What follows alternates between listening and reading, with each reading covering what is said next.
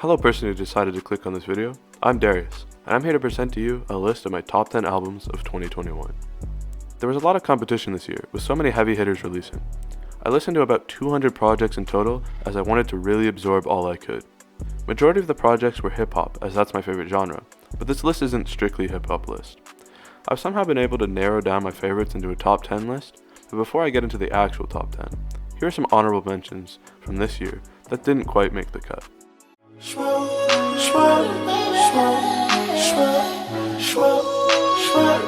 Remember sleeping on my brother's couch, yeah, with a couple thousand. Now look at me.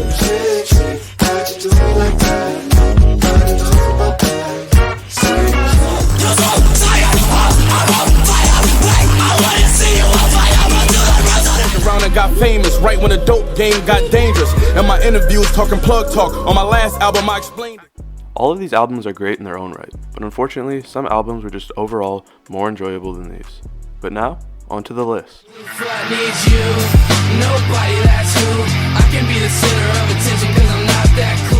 Dogboy is a project by trap metal artist Zillakami of the City Morgue group. I found it hard to get into City Morgue as Zillakami's partner Sauce Moolah has a voice I personally don't enjoy. Zillakami, however, is where all my enjoyment of the group lies, so going into the project I was expecting to be fond of the album. At the beginning of the album, Zillakami's sound doesn't differ too much from his City Morgue material, with songs like Chewing Gum and Chains. But as the album continues, there are songs that pull from a more grunge sound, starting with Hello, which interpolates Nirvana's Smell Like Teen Spirit. These grunge-inspired songs are the ones I surprisingly found myself going back to the most, and is a sound I hope Zillakami pursues in the future. Highlight tracks of this project would be Bleach, Dead Girl, and Frosty.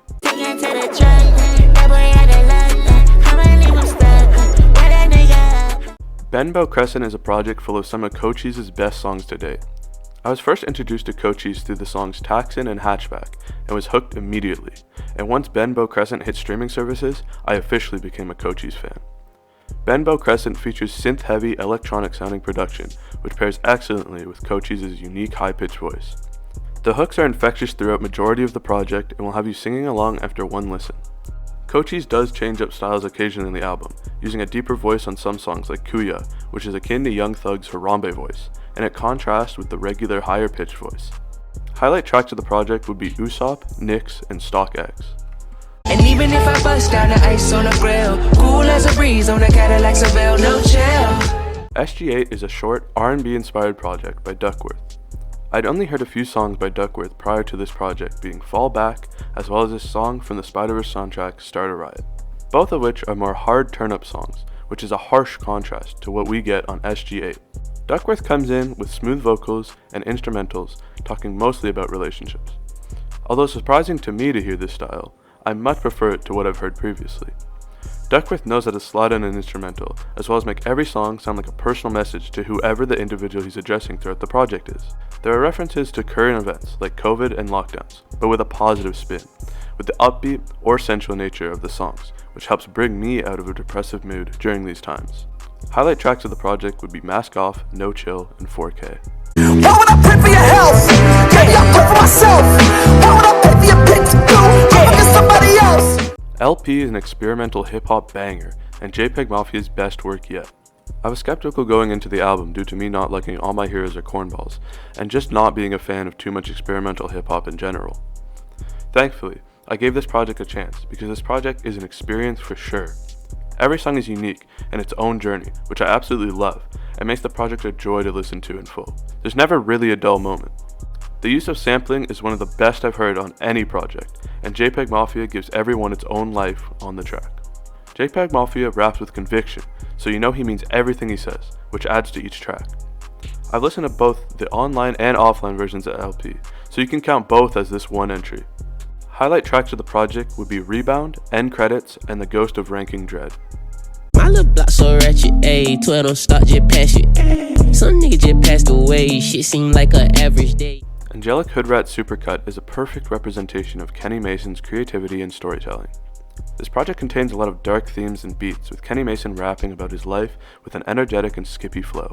His youthful sounding voice really puts these songs into perspective to me, as he's experienced what he's been talking about since he was young. His voice also lets him stand out on the tracks and not get muddied under the instrumentals. The guest appearances on the album provide excellent verses, especially Denzel Curry on A+. The two of them share some similarities to me with how they seem to approach making music, which makes them a perfect match in my opinion. Highlight tracks of the project would be 43, A+, and Play Ball.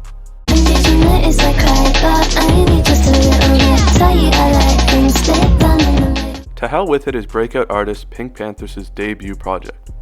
I heard of Pink Panthers through TikTok, as many others did, and I wasn't too fond at first, but something clicked one day, right before To Hell With It dropped. I went into the project in love with their sound, and had it on repeat for a while.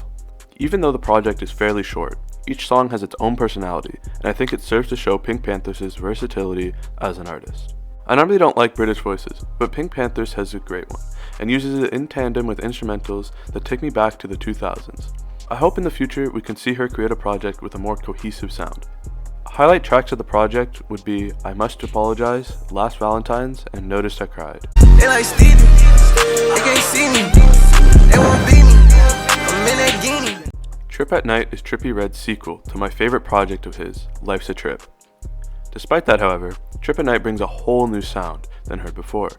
Trippie Redd teased Miss the Rage, the lead single for the project, on Instagram, and created a type of beat people have dubbed as rage beats. Trip at Night is filled with these synth-heavy rage beats, which is something I absolutely love. Trippie Redd's vocals are toned down from previous projects, but it lets the beats shine, which works well for most of the tracks. His lyrics are goofy and full of anime references, which match the production well. Some of the features selected fit perfectly, such as Sofago and Playboi Carti, both of which have songs on their own that have influenced the rage beat sound. Highlight tracks of the project would be Miss the Rage, Matt Hardy 999, and Supercell. We off the grid, this for my kid. For when my kids have kids. Donda is an homage to Ye's late mother and an extensive project full of different styles and voices. Once this project was announced, I was immediately excited as I'm a big Ye fan. I listened to all the listening parties, and watching the album evolve into the current deluxe has been a wild ride. The guest appearances on this album makes up an insane roster, with Ye teaming up with Travis Scott, Playboi Carti, Young Thug, The Weeknd, Andre 3000, and many, many more, who provide excellent verses. Donda boasts 32 tracks, which normally would be a large turnoff for me, but surprisingly, almost every song keeps me engaged and wanting to hear what's next. The somewhat messy and long track listing makes me view this as more of a compilation of ideas that have been tossed together as a gift for his mother, rather than a comprehensive idea that represents his mother. Highlight tracks of the project would be Life of the Party, Believe What I Say, and Remote Control.